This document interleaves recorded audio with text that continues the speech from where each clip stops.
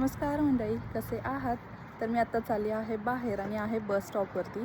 तर मी आजच्या ब्लॉगमध्ये तुम्हाला ना लक्झेंबर्गमधील बस स्टॉप कसे असतात तर तुम्हाला दाखवणार आहे. तर चला पाहूयात. तर हे बघा, हे आहेत लक्झेंबर्गचे बस स्टॉप. असे ठिकठिकाणी बस स्टॉप असतात. तर याच्यामध्ये काय काय असतं तुम्हाला दाखवते. तर हा बघा, पूर्ण ना लक्झेंबर्गचा मॅप आहे आणि प्रत्येक रूटचं असं दिलेलं आहे.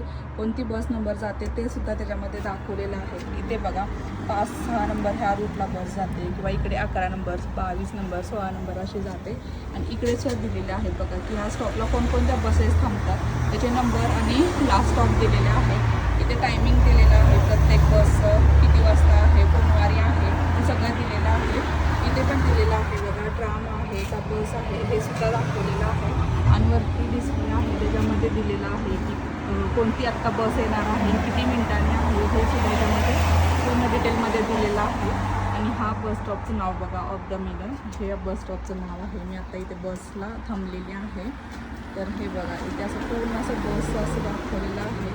इकडे ॲड लावलेलं जातात, कोणत्या असतात अपडेट असतात लक्झेंबर्गमधील, तिथे ॲड दाखवतात.